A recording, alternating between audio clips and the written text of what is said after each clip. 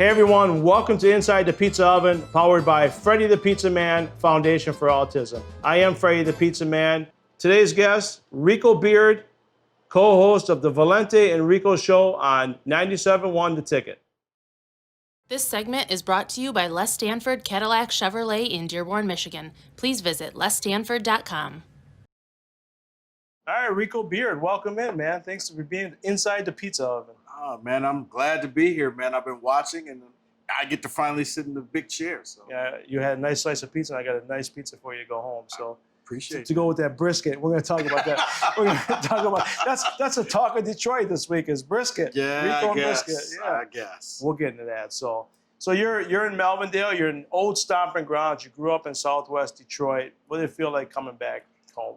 Man, I always love coming down this way. Ironically enough, I actually got lost because I'm like, okay, which one of these roads is it? But, I know it's by the Ford factory.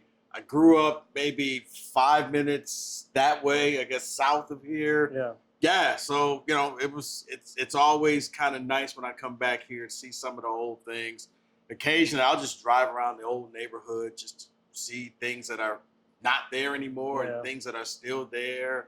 But it's kind of cool. Occasionally, I'll see some people, like some older people who I grew up with, and just kind of stop by and say hi. But I try to get out here, at least every 6 months or so, just to kind of see how it is. So you went to Lutheran West? Yeah, Detroit Lutheran West. Where's I was trying to figure out where's Detroit Lutheran West? It was on Joy Road in Greenfield, but it's not there anymore. That's why you couldn't find it. Oh.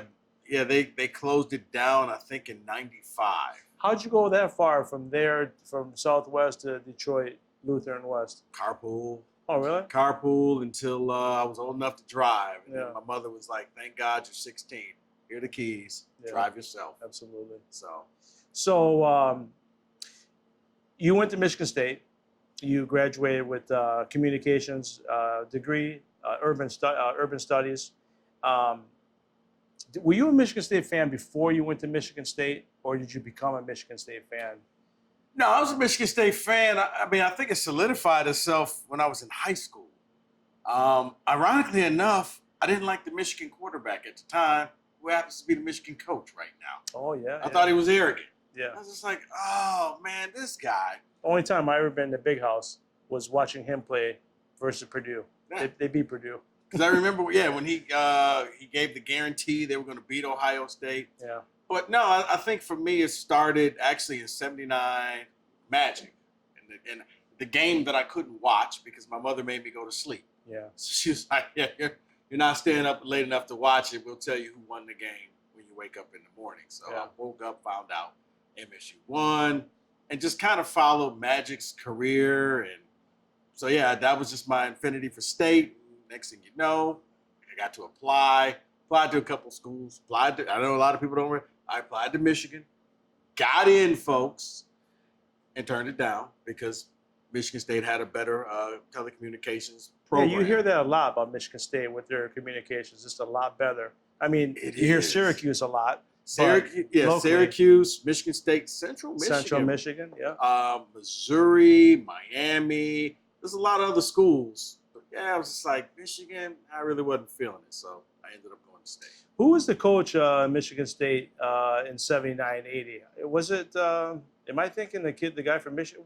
The guy before Michigan State. Rogers. Was it Darryl Rogers? That's right. Yeah. Because I remember the defensive coordinator, obviously from the Pittsburgh Steelers, George Perlis went to Michigan State, and I was thinking on the way here today, who was the guy before George Perlis? It had to be Darryl Rogers. Yeah, I think it was Darryl Rogers. So that's a program that's just been struggling. I mean, they finally hit the mountaintop with Mark D'Antonio. So for like 4 years, it was awesome. Yeah. This was the stuff that you see Ohio State and everybody else celebrating. You could watch a game and just know this team's going to beat that team. Now, not so much. We don't know what Mel Tucker's going to do. But from like 2013 to 2015, man, that was a fun ride. Rose Bowl, Cotton Bowls, college football playoffs, Big Ten championships. It was fun. Hopefully Tucker can bring some of that magic back. I remember coming home from the hospital. My last daughter was born New Year's Eve, 2013. We brought her home 2014. I came home and Michigan State was winning the Rose Bowl. That's Oh, yeah. watching that, beating Stanford, correct? Yeah, Stanford. That was the famous 4th down stop. Yeah, I remember. I mean, I was going to go out there. I was working from the other Detroit station at the time, and it was funny because I was going to go. I didn't care. I told the boss, I'm taking vacation. I'm going. And it was funny. He called me in the office and said, okay, you're going to go to this game regardless. So if I cancel your vacation, what are you going to do? I'm like, I'll probably quit. Just going to let you know now. So I wouldn't cancel. He's like, well, what if we paid for you to go out there? Would you do a show or two if we paid? And I'm like, let me think about it. Okay, sure. You're going to foot the bill and I still get to go and watch. But I made the mistake, Fredi, when I was a freshman in college at Michigan State. I think it was fall of '87. MSU, Lorenzo White, Andre Rice, they go to the Rose Bowl. Me and a roommate, he's like, hey, let's drive out there. I'm like, dude, you want to drive to Pasadena? Apparently they do this a lot. So how about we do this? The next time they go, we'll go.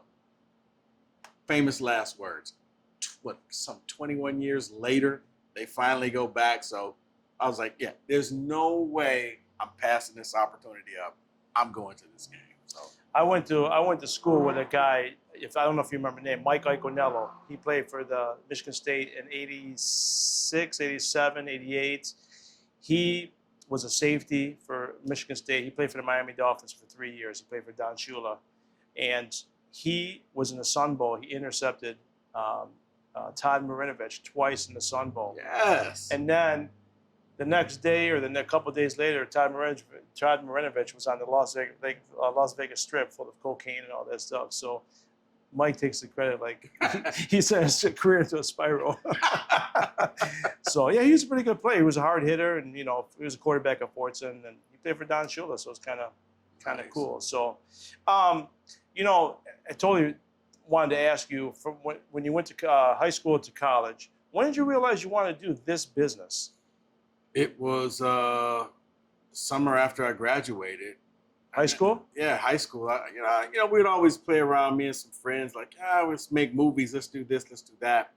And that summer, because there would have been, I graduated in 88, so Right. 87. There was no talk radio then, right? no, there was no talk. No, there was no talk radio then. Yeah, I didn't think there it was. So it was like, I wanted to make movies, TV stuff, and we're on a trip, and we were in Miami, and me and a buddy were just kind of walking, and kept seeing this car explode, explosion.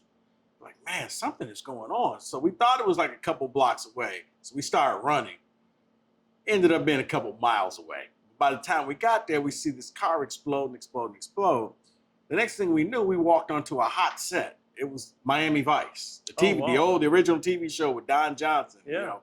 So they're there. They're shooting this show. The show was called The Good Son, I remember. And they let us hang out there for the rest of the night and just kind of watch everything that went on. And that night I knew I got to do something in the entertainment industry. This is the life right here. And then it kind of evolved. And So you stumbled into your career. I literally did. I literally did. And then freshman year, the genesis of talk radio was the conversations I had with Doug Karsh. Yeah. He was my roommate. Yeah. And we would sit there and we would At Michigan State, by the way. Yeah, at Michigan State. We would sit there and argue Michigan basketball. Because Doug's from Ann Arbor.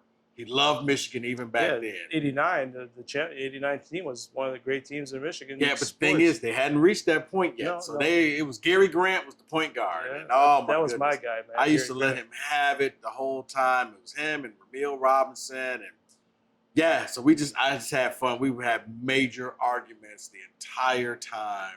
Because Michigan State basketball was okay, but I was a big Georgetown fan. Oh, yeah. So we would always argue, with Georgetown and Patrick Ewing and all of that. So that's how, and Doug was like, one of these days, man, I'm gonna do this for a living. I'm like, and I'll destroy you, Doug, if you ever had your own radio show. And little did we know.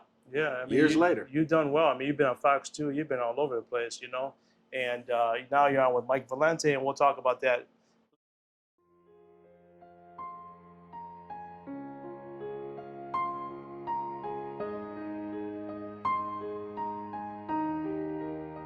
If you or your family is touched by autism, learn more about Fredi's foundation at #PopTheTab at FrediThePizzaMan.com That's Fredi, thepizzaman.com, or email freddythepizzaman@gmail.com.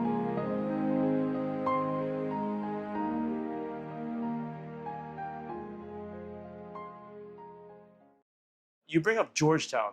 Yeah, we're old enough to remember. I'm not a huge college basketball fan like I used to be back in the early 80s, early 90s, late 80s, early 90s. I think a lot of people will tell you that because I think it's a lot different now than it was then. Right. I could be wrong, but the way I see it, the Big East.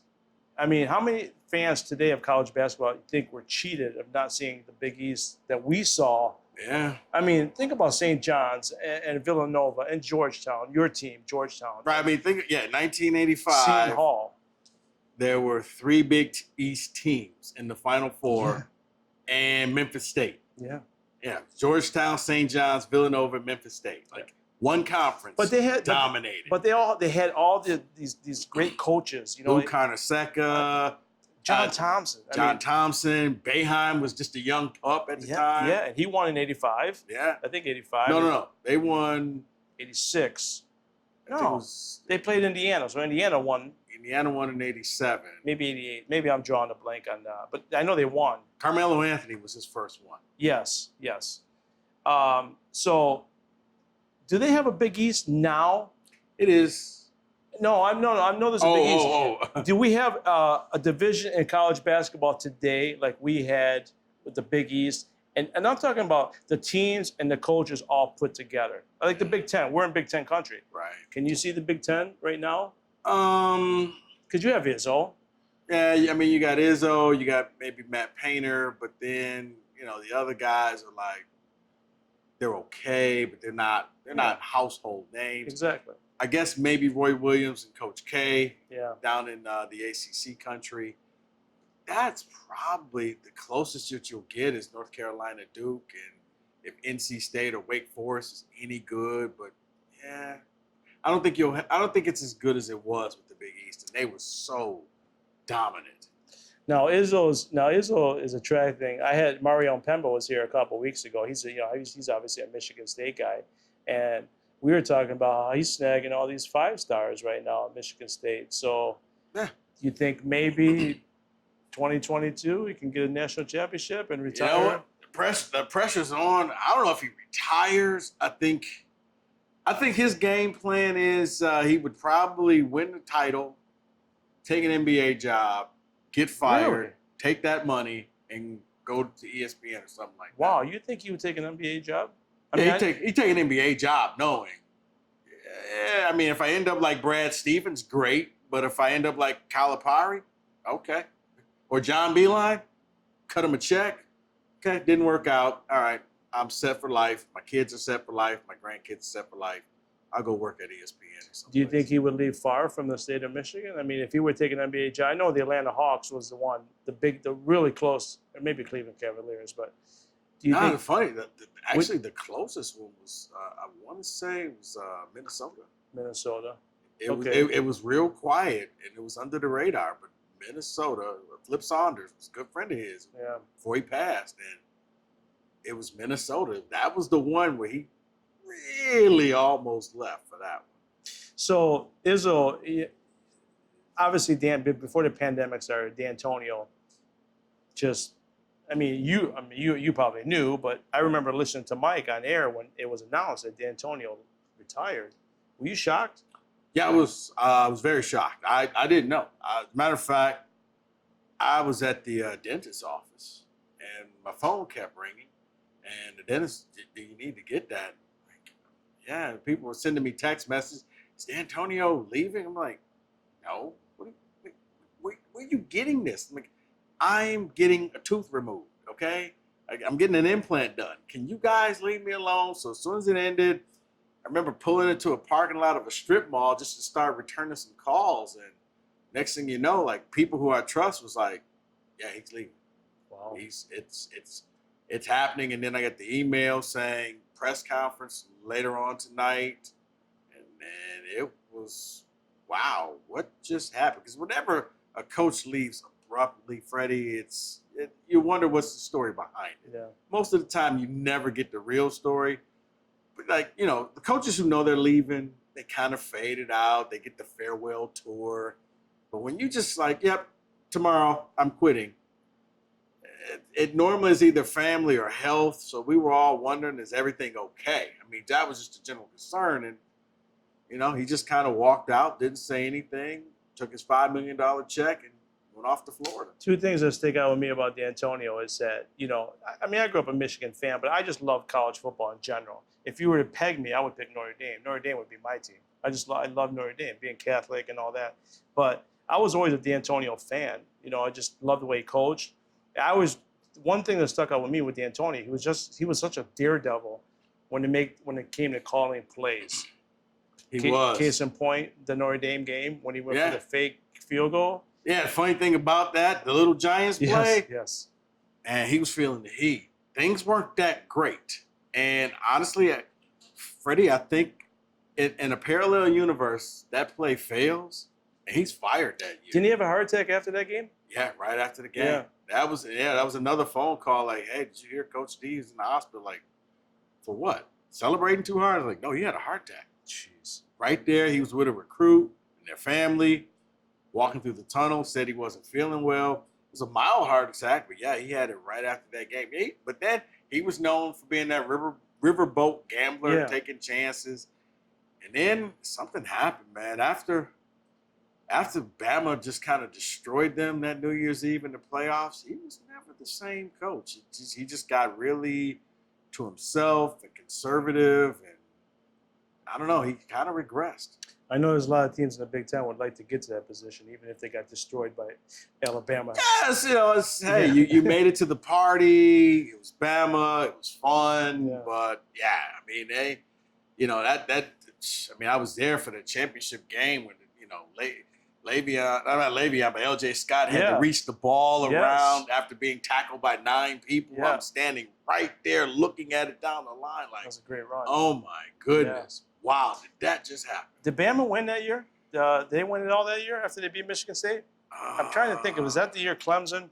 I wonder if that's the year Tua threw the ball.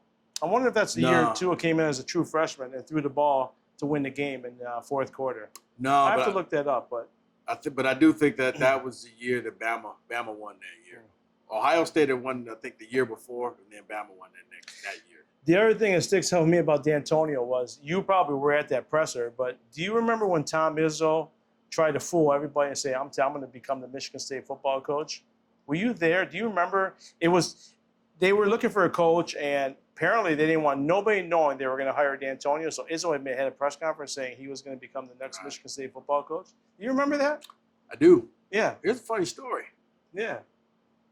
They were serious. Really? Yeah.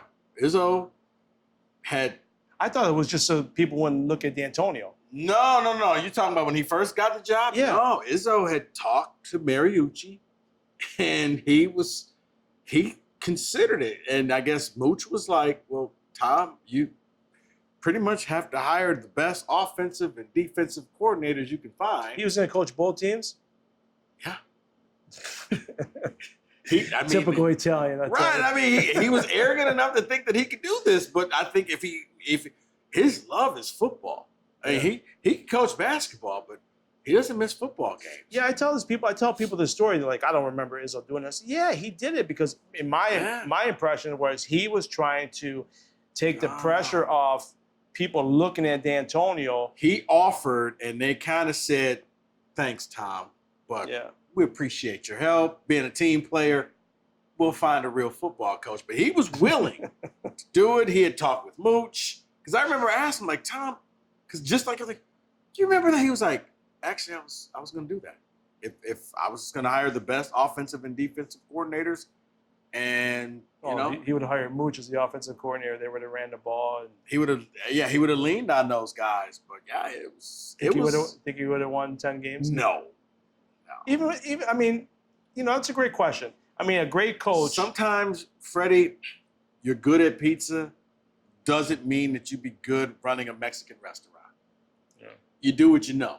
Yeah. Okay? And, he could have coached. It would be 40 more players in the locker room, obviously, too. So you got 11, 12 players or 15 or whatever. No, it'd have been a lot more because you got the walk-ons, so you got 105 players in the locker room. Oh, okay. As compared to 15. Yeah. Yeah, you know he knows where all his 15 players are at. Good luck trying to keep tabs on 105 18 to 22-year-olds on a weekend.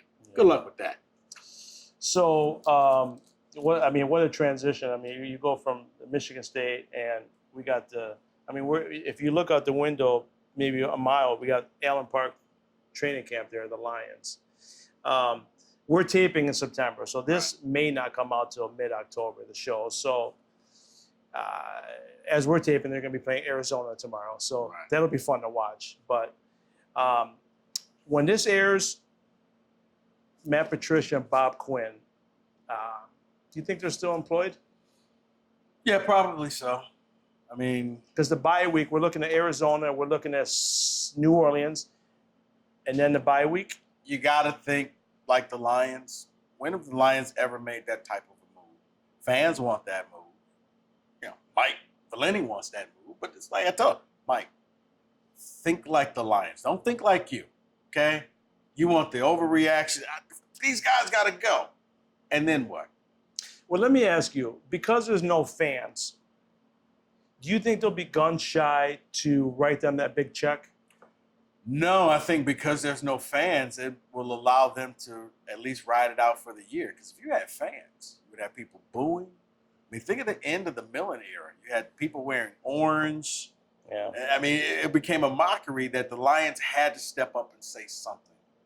People, not showing up, paper bags over here. Empty fans, empty stadium means it's whatever you want it to be. It's like a kid. It's whatever your imagination wants. And for the Lions, they have a very vivid imagination. They think they're actually a good team. Yeah, we're the same age, so we've seen it all since Billy Sims. I remember vividly the 2-14 season, 2-14 or whatever, and we end up getting Billy Sims with the first pick. But I've been hearing a lot around town or just reading that Sheila, the new owner, she's going to be different than her parents. Okay, and I kind of chuckle at that because I chuckle at that. You have parents, I have parents, and my first thought is, well, as a football owner, William Clay Ford failed. The wife, Martha Ford, failed as football owners, not as people, but they have failed. So why would the daughter come in, stomp her feet? Son failed. And the son failed. Why would she come in stomping her feet, go on the media and say, I'm going to change this, I'm going to change this, and embarrass her parents? Would you embarrass your parents? No. So why would things change? Nothing. I mean, where do you learn how to do things in life? You're watching your parents. Yeah. She watched them. You try to maybe improve it, but you're going to do things the exact same way. Yeah. Your kids are going to do things the exact same way as you. Maybe try to be a little better than dad. Yeah. But, she's not going to make any radical changes. That's the way the Lions have done things. That's the way the Lions will always do things. Fredi, if she was going to make a change, should have did it last offseason. Yeah. You got the number 3 pick. Yeah. This is a chance to hit the reset button. Let's draft a quarterback. Let's bring in a coach. Let's bring in a GM. Ironically enough, Arizona Cardinals did that. Yeah.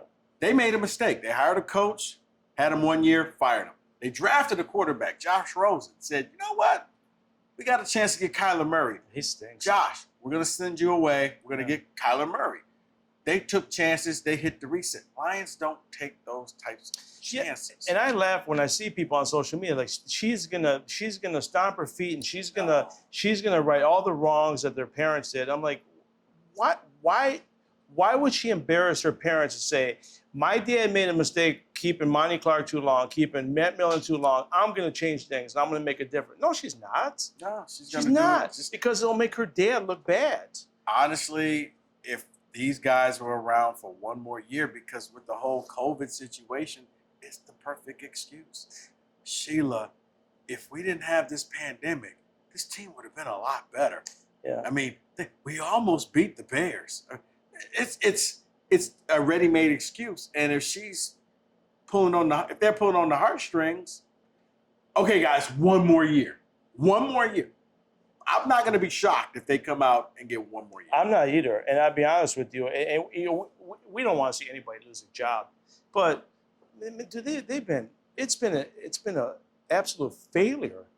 To me, I've always blamed the general manager. You got to take the blame. The coach, he's been an absolute failure. I mean, you guys did the clip the other day of 300 words for one lousy question. How about this? You're the general manager. You fired the only winning coach, I believe, in Lions history. It was Jim Caldwell. Yeah. He was okay, but you know what? In the Lions realm, he's a Hall of Famer. Yeah. He had a winning record. He went to the playoffs twice, finished 9-7.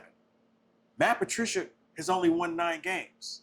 His entire era as a Lions coach. I know, that's what makes me mad. He's blown more fourth quarter leads than he's actually won games. Yeah, it makes me mad because you come in with a clean slate and you keep the coach. Whether you like Caldwell or not, you kept the coach and you kept the quarterback. And you didn't change anything. You know, you no identity, no nothing. You changed. You regress is what you did. You regress, exactly.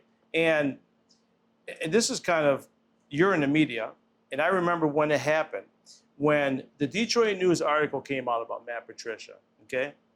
Bob Quinn obviously hired his buddy, okay? So, you can't tell me Bob Quinn didn't know what was going on. I mean, I have no proof. He basically told Jim Caldwell, you win the Super Bowl or you're fired. Yeah, but if he would have hired anybody else other than Matt Patricia when that Detroit News article, because that article came out before he coached a game for the Detroit Lions, you think that coach would have been fired?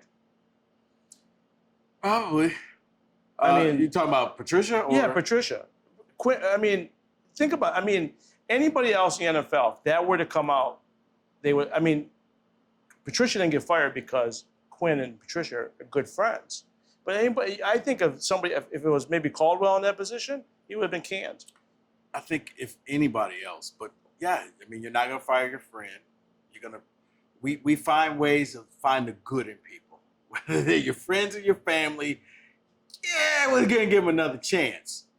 This team, they both have to go because you can't allow Bob Quinn to pick another coach because I'm probably the only one happy about this. I got to think is Jim Caldwell lights a stogie every time they lose and just laughs. Yeah. I could just imagine him taking a puff and just blowing the smoke up in the air and just chuckling. And when you look at if Quinn hires another coach, it's a travesty. He's blown draft picks. He's blowing players.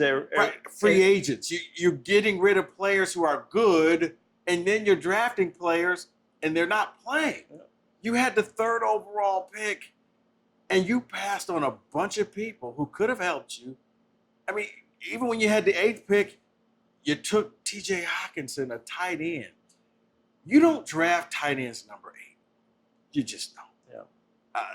Unless you're Kellen Winslow, and I don't even think he went number 8. No, I don't think he did. You passed on Ed Oliver, Pro Bowler. You passed on Devin Bush, Pro Bowler. T.J. Watt with Jared Davis. Right. Yeah. The Pittsburgh Steelers are laughing because every year is no, just wait. We'll get our guy. Yeah. The Lions won't even notice how good he is, and we'll take him because they have a specific. To me, it's almost like. Listen, I grew up in an Italian family. I know what it is to be around Italian. Italians they're smart. We're just smart asses and we think we know it all. But I think they really believe if Rico Beard and Mike Valente say we should be taking this guy or any radio show on the market, they say we're not taking that guy because we know what we're doing. Right. And I really believe that's the way they're running that team. If Rico says I gotta run a 3-4, I'm running a 4-3. What's he know? Right. Think of it like this.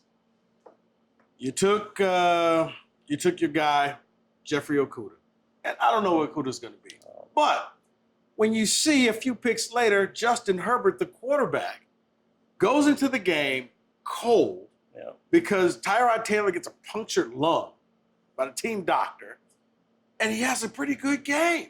And Kudah's been in bigger games in college. And you're looking at San Diego. The LA Chargers now I think they have their quarterback of the future. Yeah.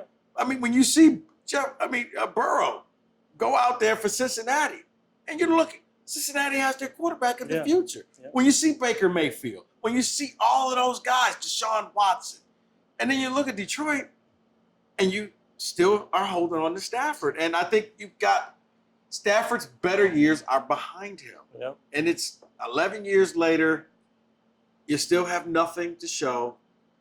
He is what he is. He's probably a somewhere between, I think, like 17th and 14th best quarterback in the league. You know, I'm a Stafford fan, but for me, I want to see my team win.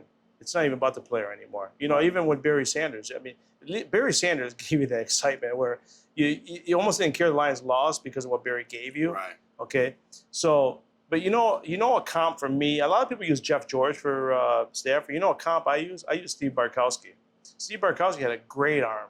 He never won. He went to a terrible team. He just never won. But he had a great arm, could throw the ball as good as anybody. Steve Bartkowski is the guy for me. But, I mean, a lot of the guys aren't old enough to remember that. But, you know, you bring up Tua, you bring up Herbert, and you bring up Joe Burrow. What bugs me is I wanted Tua so bad with the number. You were gifted a number 3 pick because you suck and you're terrible. You were gifted that. And last year at this time, September 27th, no one knew who Joe Burrow was. I mean, no one, you know. It was all Tua. Tua was going to be the number 1 pick in the draft if he doesn't get hurt. And then all of a sudden you get to number 3 pick and you're telling me he's not your top pick there? Fredi, when you get the number 3 pick, it's one of those things you tell yourself, I hope to God we're never picking number 3 again.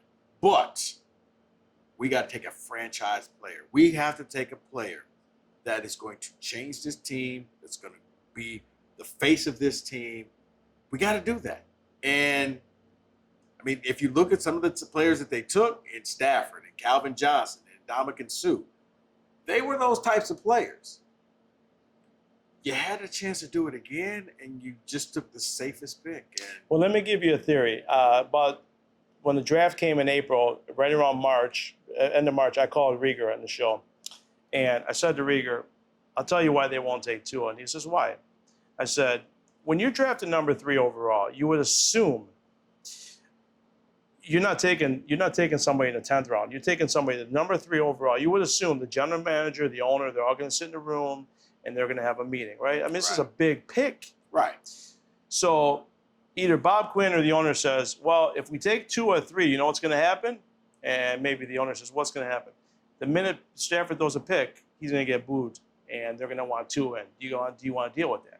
I'm telling you, somebody in that room said, no, we don't want to do that to Matthew Stafford. We're not going to take Tua. We're not going to put him in that position. That's not how you win, man. I'm going to take it one step further than that. I think they knew if we put Tua in, we're not going to win. We can get fired. We can win with Stafford. So let's eliminate that so the people aren't chanting for Tua. We'll just have Stafford. We'll roll the dice. He's a veteran quarterback. Hopefully he'll win enough that we'll keep our jobs. Because if you stick Tua in, you're probably going to be bad. I mean, Cincinnati's probably going to be bad, but that doesn't mean they're going to stay bad. But based off of their past indiscretions of how badly this team can blow fourth quarter leads and the blown draft picks and free agents, you can't give them another shot at this. Plus, I'm actually glad they didn't because they probably would have ruined Tua. But how does the owner allow that to happen? I mean, you got a general manager, you got a president. I get it, but when you own something, eventually, if things go bad, you got to take a stranglehold of it and say, you know what? No, we're taking Tua. I don't care if we win or not. Here's my theory on that. Some owners, and you own a business, the hard work it takes to build it up and get there. And then there's some people who are just the recipient of being in the right place, right time. You inherit the money, you inherit the wealth, you hear about hard work, you don't really know what that is. You don't know what the long hours are. You don't know what it's like to open the business and close the business and run everything and answer the phone and make the deliveries and do all of that. I think that's been the Lions, where they want to win, they just don't know how to win. So they borrow stuff. Years ago, let's be the 49ers. It's like they went to the Goodwill store and bought all the 49ers stuff. Let's get Mariucci. Let's get Jeff Garcia. Let's get all these ex-49ers. Now it's, let's get all these ex-Patriots. Maybe it's like, guys, they got Bill Belichick and they had Tom Brady. But here's the thing. Let's go get an ex-Patriot coach. Well, they've all failed because they all are too pig-headed to understand. The one thing about Belichick, and you look this year, he's changed. I know. He adapted. Yeah. I don't have Tom Brady. I got Cam Newton. Yeah. Cam Newton can run. Brady couldn't. You know what? Run Cam. So much so, final play of the game in Seattle. Yeah. It didn't work, but he said, Cam, the ball's in your hands. Make the play. And he's grooming a young quarterback behind him, too. Just sitting there taking his turn. Waiting his turn. Yeah. So, I mean, I know. I don't get it either. And it's just like, to kind of cap it with the Lions, to me, it's like, Bob Quinn came in and said, you have to keep Caldwell. Okay, give me 2 years. Let me try it my way. If it doesn't work, I'm going to get rid of him. I want to start over. And I feel like that's what's going on here. They tried it their way 2 years. They didn't like it. They fired Caldwell. Now they're getting their way. They're getting rid of Slay. They're getting rid of Diggs. They're getting rid of this guy. They're getting rid of this guy. Replacing them with better players. That's just it. I know. Yeah. I know. And you had a chance for your next 12 years of a guy named Tua to right the ship. Because you'd like to see a quarterback get up there and light that podium on fire once in a while and say, hey, it's not about coaching. It's not about us. We got to do better, you know? So if they were to fire the two, give me a name, boom, that you would hire, coach or general manager. It doesn't matter, but somebody. For me, I'll tell you a name. I'll let you think about it. Urban Meyer. If you hire a guy like Urban Meyer, and I even say Mark, you may laugh, but I'll even say Mark D'Antonio. But you hire a guy like Urban Meyer, oh my God, we're going to win. That's exactly how I feel. Anybody else you hire, I'm going to be skeptical. Well, honestly, Urban Meyer is one of the people I would have on my short list only because you're right. He knows how to win. Now, he's not one in the pros, but every place he's gone, he's affected and made a change. He's made it a better team. And winners just know how to win. You don't have to deal with recruiting, but he will know how to go out there and talk to the free agents and get those guys here. He could change the culture of this Lions thing. That's not that far off. A lot of people are like, Eric Bieniemy. The thing about Bieniemy, I would be a little skeptical. I wouldn't want it. How? He's got Mahomes. You got all the toys, man. Yeah. I mean, you're coming to the land of the misfit toys. Yeah. Can you win? Yeah. Because you don't have all of these people. You don't have Watkins. You don't have, I mean, my goodness, half the team can get sick and they'll still win. It's a machine. Yeah. I'm a little leery. GM-wise, man, I would try to go and find somebody from the Ravens organization, either the Ravens or the Steelers organization, because those two consistently can draft well. The next general manager, and it's unfair to say Fredi, but the next general manager, the next 2 years will have to draft at least 12 to 13 starters. That's a lot to ask, but you need somebody that smart that can look in the 5th round and say, I can draft that guy. That's my, Aaron Jones, and he'll be my running back. I can go in the 6th round and find, okay, that's my guy, and he starts. That's what you need. And we don't have that with Quinn, but the next guy has to be that smart that you got to make the trades. You got to build this thing from the bottom up and just be as shrewd as you can. I mean, it can be done. Once again, Arizona, 1-15. They look like a playoff team 3 years later. It can be done if you know what you're doing. If Javid Best never gets hurt, you think Martin Mayhew's still around? Because he actually, to me, he got a raw deal. He didn't do great. But you drafted a guy with concussion problems. Yeah. So everybody in the league. Yeah, and he traded well for him. I laugh because it's almost like when you're playing fantasy football and it's the one guy and he's drafting players that just retired 3 years ago and you're I'm taking his money. Yeah. That's how the GMs have to think about the Lions. Like, wait, they took the guy with the concussion problems. Or the funniest one was when they took Aaron Gibson. You took the 450-pound offensive lineman with bad, and you didn't realize he had bad ankles. Yeah. He's 450 pounds. Yeah.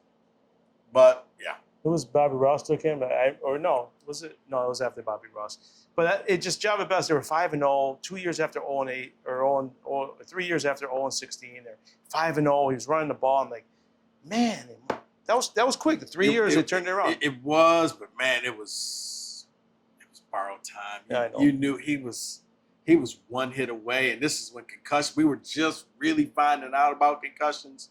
You know, yeah, I was just like, why did you take this guy? Unfortunately, he didn't last. It's like most Lions running backs just don't last. So I want to end it with some rapid fire. We're both 50, so I want some motorcycles flying by today all day long. I don't know why, but I guess it's warm out. Oh, it's nice. Nice weekend. Yeah. So before I get to rapid fire, you're on with Mike Valente now. Afternoons, #1 show in the state. What's it like? It's different, man. It's how can I describe it? It's a machine. Now you guys are not in the same. Studio. No. So you guys are doing really well not being in the first time working together. It is our first time working together, but you know, I've known Mike for like 13 years. Yeah. So these are like our phone calls. Yeah.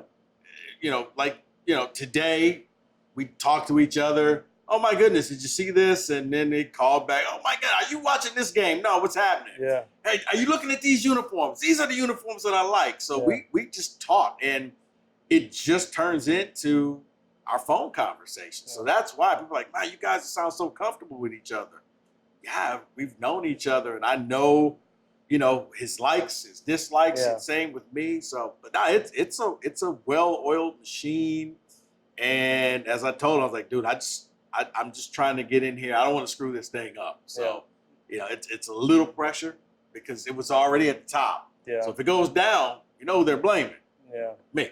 Yeah, but eventually he'll be back in the studio. You guys will be looking at each other. He said he's never coming back. Yeah, he's been saying that for months. So I don't know him, but I laugh at that. I got a feeling he will be the last person back in the studio. Yeah, well, if anyone has the power to do it, I was about to say, he's got the juice. He's got the juice. So what's it like doing talk sports radio during COVID? I mean, it's changed. It is. You know what it is? It's all political now in a lot of ways. No, it's not. It is and it's not. What it does is I like to say, because even when I was doing my show in Lansing, it separates the real host from the fake host. Yeah. Can you come up with topics? Can you come up with ways to keep your audience interested? Yeah. Whether it's talking about movies, talking about politics, talking about favorite games ever, or talking about upcoming games and what are you expecting? How can you take things and spin it to keep people interested? Because people want to listen. They're bored. They're sitting at home. Yeah. They don't want to listen to their wife. They want to listen to something. Yeah.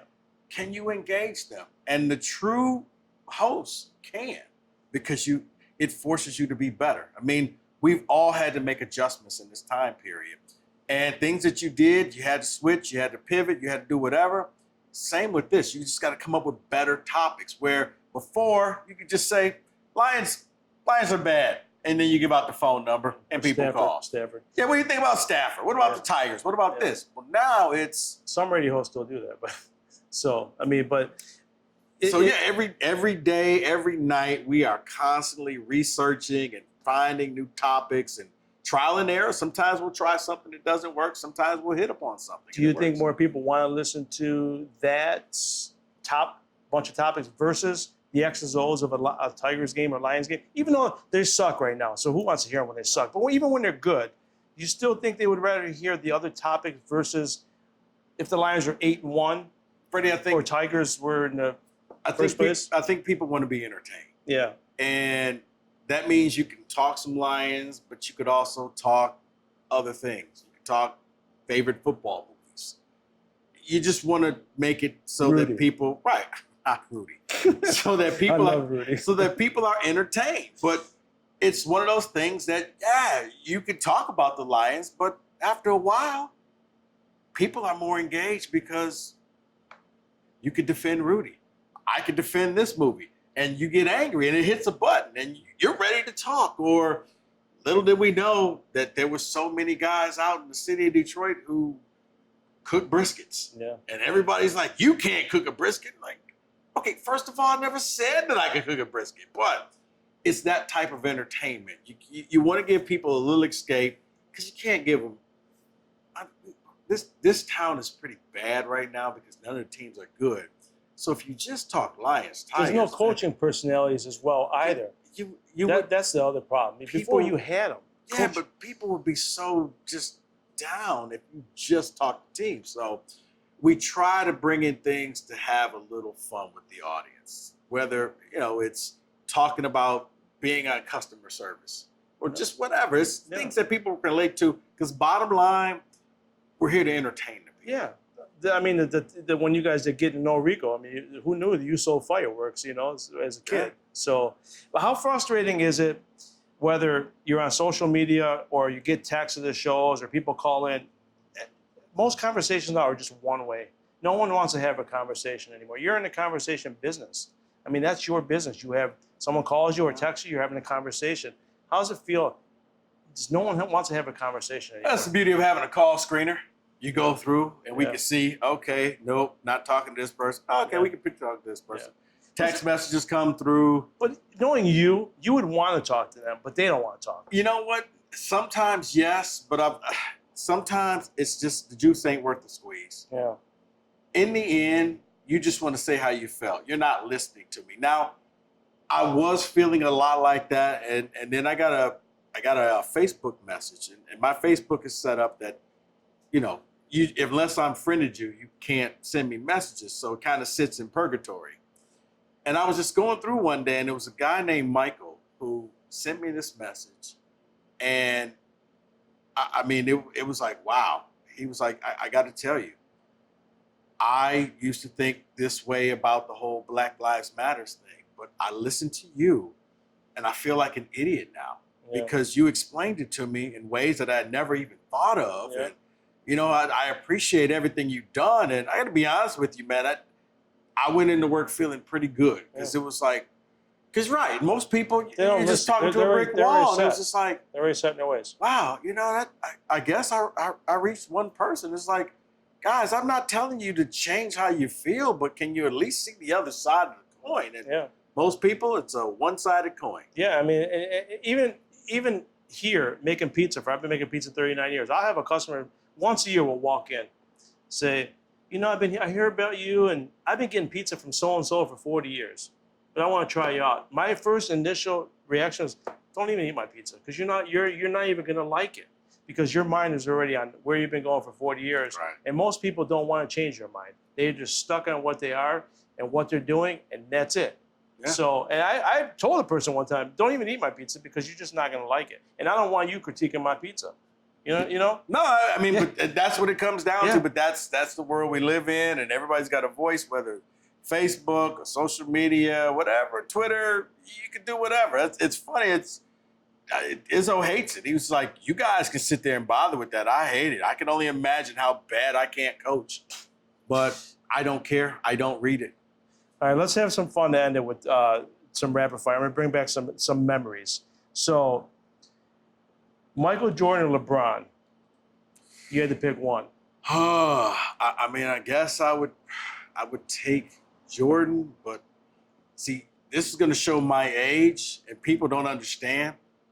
I was actually a Dr. J fan.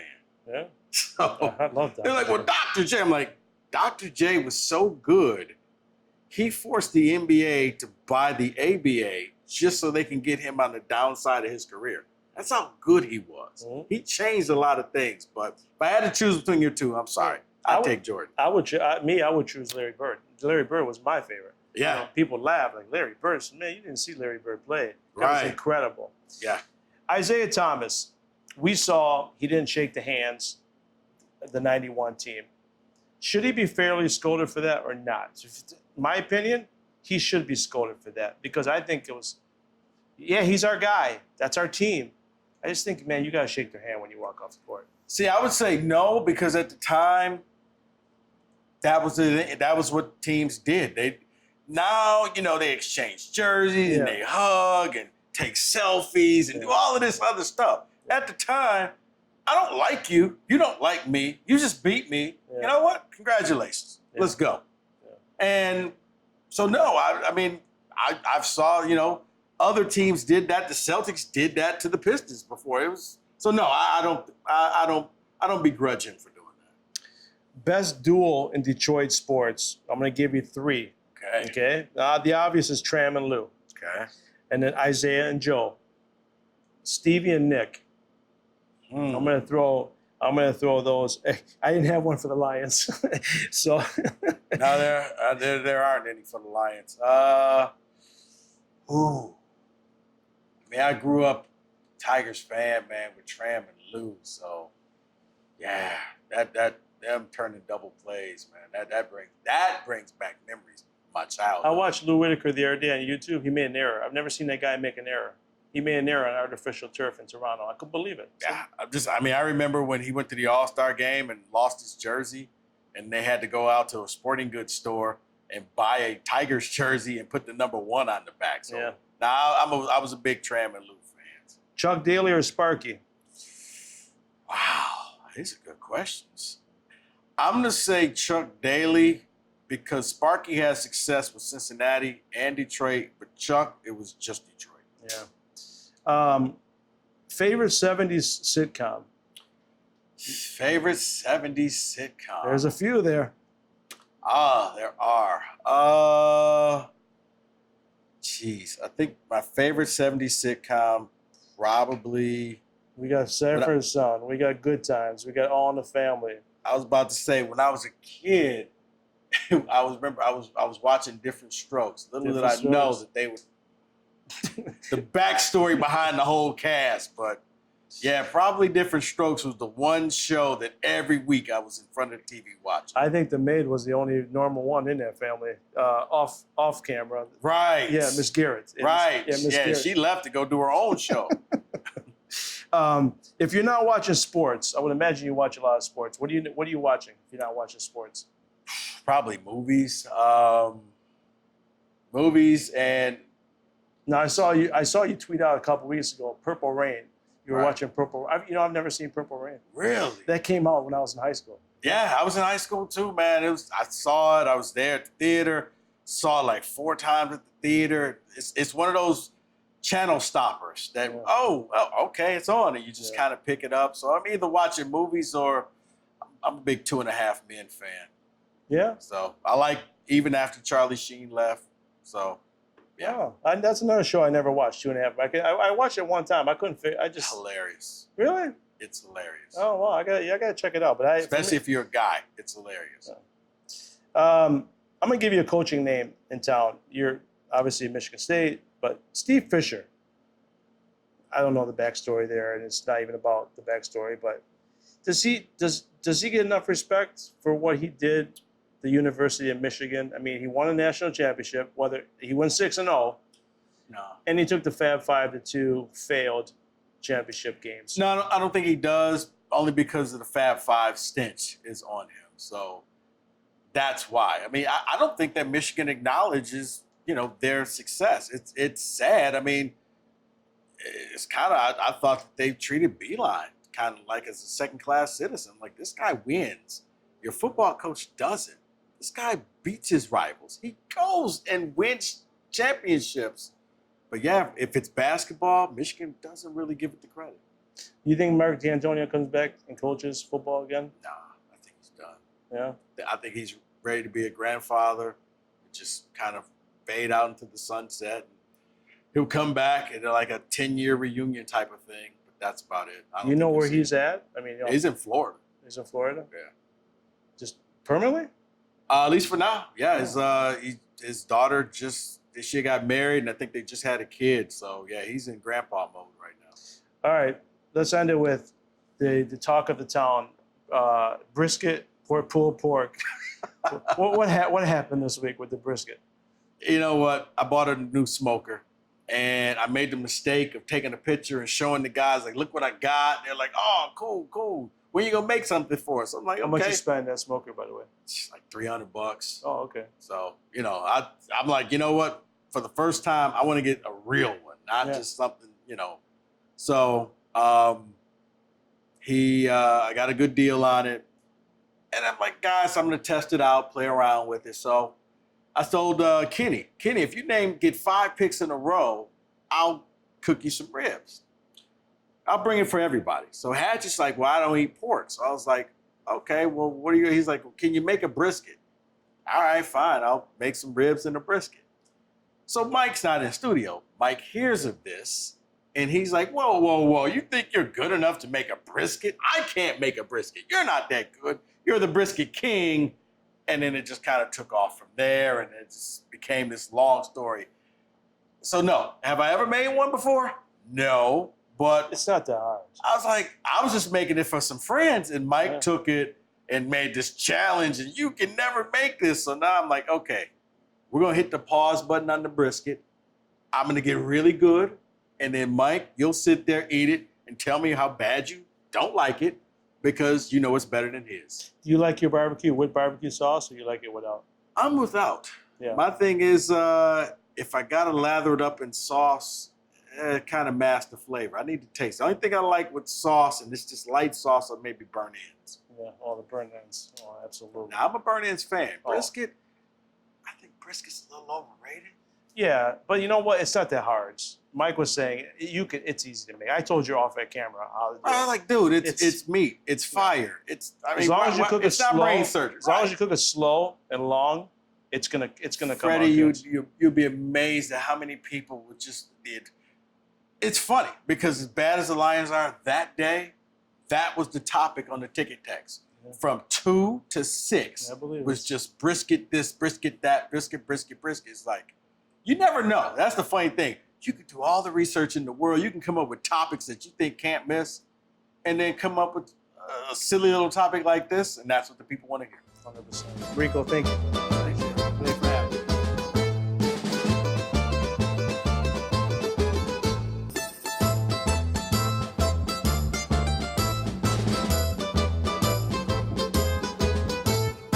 Les Stanford Chevrolet Cadillac is a family-owned and operated full-line Chevrolet Cadillac dealership located in downtown Dearborn, Michigan. For the past 50 years, Les Stanford has been dedicated to excellent customer service in sales, service, and auto body repair. We have all the resources available to make a fantastic car buying and servicing experience. This includes a massive selection of Chevrolet, Cadillac, and certified pre-owned inventory to choose from, free loaner vehicles for service and collision center customers, and a finance source for every type of credit situation. Come experience the Les Stanford Chevrolet Cadillac difference today by visiting our showrooms in Dearborn, Michigan, or shop online at lesstanford.com.